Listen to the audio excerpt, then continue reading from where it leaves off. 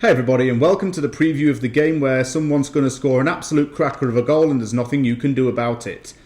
There have been so many good goals every time Crystal Palace and West Ham have played each other. Hilaire's over a kick was the most recent one. Who do you bet is going to score the next belter?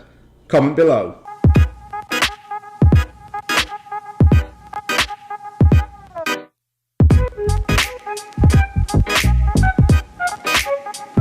How many good goals have we seen every time these two teams play each other? Selhurst Park has been an entertainment venue when West Ham's come to town. Last season, Snodgrass had that curling effort. Ayew struck from distance. Lanzini had that goal that went in, that opposite curved into the net. But this does have a very strong rivalry feeling about it. It's not too far on the underground, and it's not too far distance-wise. West Ham are travelling to South London to play a Palace team that has struggled a lot this season. And since we had that 1-1 draw at the London Stadium, Palace can't seem to score and are not entirely in relegation trouble right now, but they could be down there if things don't improve. That 1-1 draw at the London Stadium was a good result for both teams, but Palace's subsequent games didn't really help them. They lost 7-0 to Liverpool, have recently lost 4-0 away to Manchester City, and are struggling to score. I just mentioned that earlier on in the video. Palace can't seem to find the back of the net no matter how many times they've tried, and that is the reason why they've signed Jean-Philippe Mateta on loan. They needed a striker and someone that could score goals. They went and did that this January. Palace have also found a lot of inconsistency since they played us. And they've been knocked out of the FA Cup as well, losing 1-0 to Wolves. Roy Hodgson has been under a lot of pressure this season. You may not think that he has been, because Palace are 13th in the league, but there are rumours that he could be sacked if things do not improve. And that is the reality of the situation. A lack of goals, a lack of wins, a lack of points would all be grounds for him to go. If there's one thing that Palace fans love to do a lot, it's hype up Eberechi Eze. He may not score, he may not get assists in a game, Palace might lose and they'll still be talking about that one massive step over he made, or that one key pass that he made in the game, even though Palace have lost. He has 2 goals this season for Palace, and he was a David Moyes target over the summer, but he hasn't been living up to life in the Premier League as much as he did in the Championship, if you understand what I'm saying. He is a very good, technically gifted attacking midfielder. He has scored a good free kick against Leeds and that memorable goal against Sheffield United where he ran from one box to the other and scored.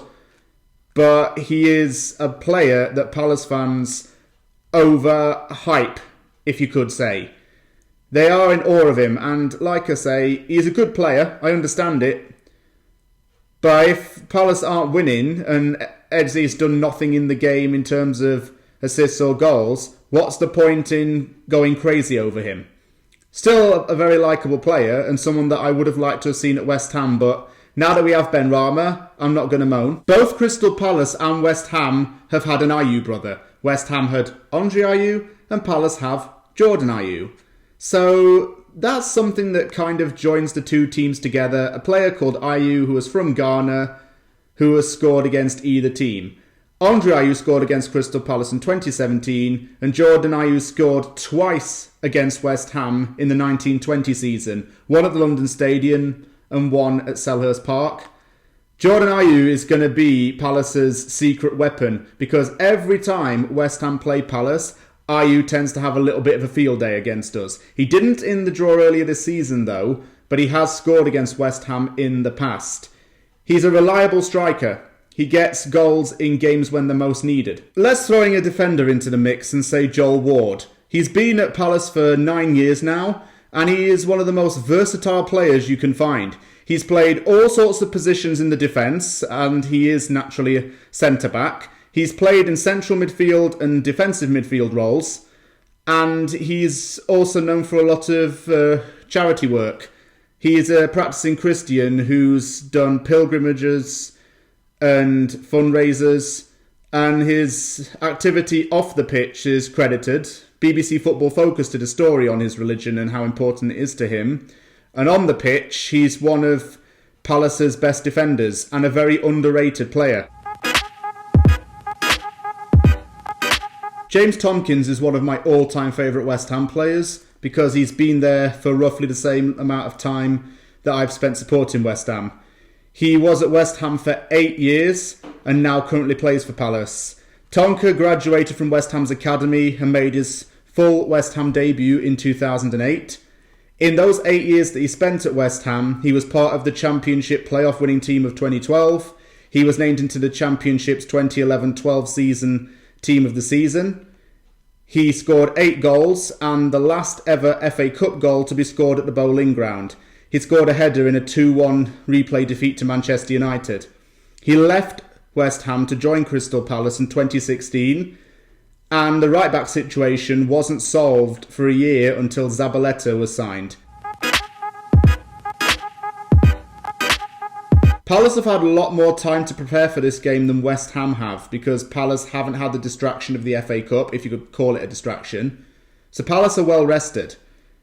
That said, West Ham are on a very good run, and as I said in the aftermath of the Doncaster game, West Ham's players look really confident, full of character and full of life.